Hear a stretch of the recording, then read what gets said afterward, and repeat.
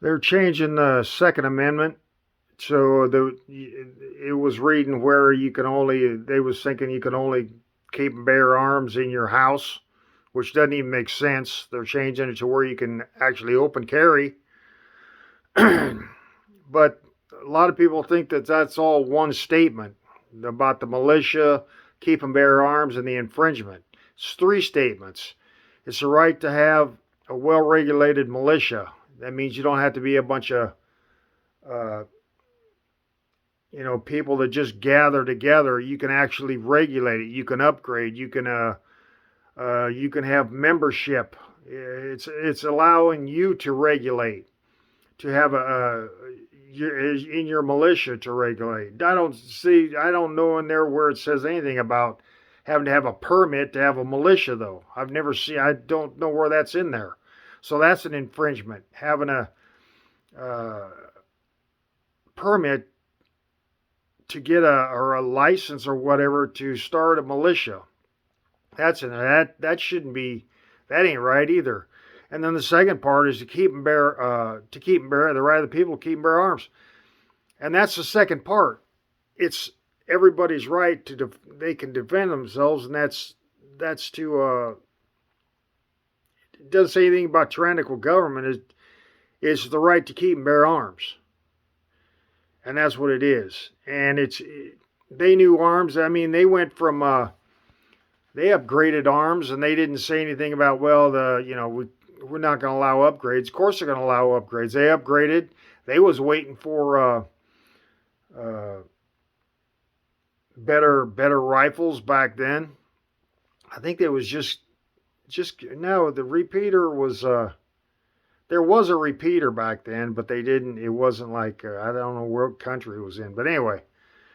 But it's the right to a well-regulated militia. In other words, you can have a militia, and regulate it. You can, you can keep records, have members, and almost, have presidents of everything else like that.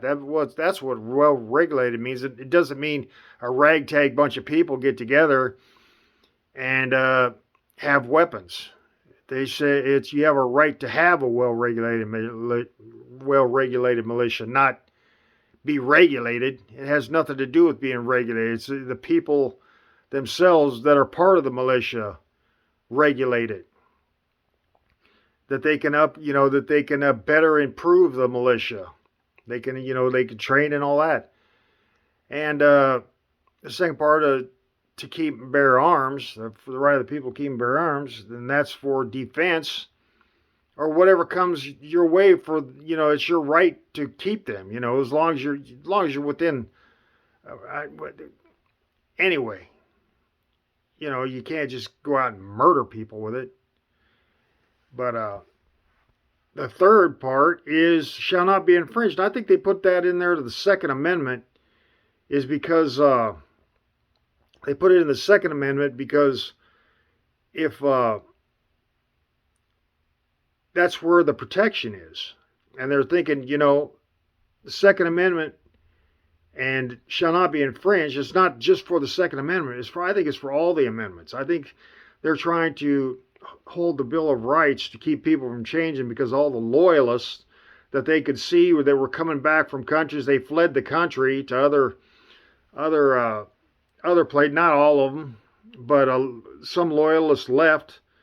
I think there was I don't even know if they were banned for a while or something, but they came back and since this was written in 1791, that they would have seen those loyalists coming back and trying to uh, work their way into government. So they're thinking, they're going to try to take over again.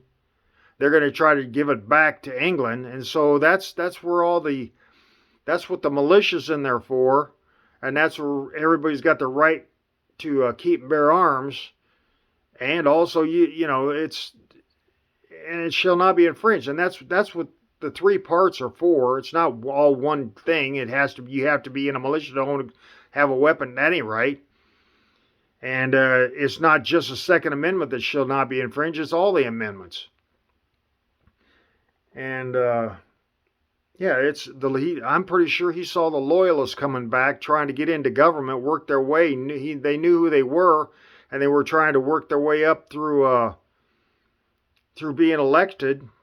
And so he knew that this is going to happen again. We're going to have this problem with these people trying to take this country and just run us into taxes. And look, where are we at? Where are we at?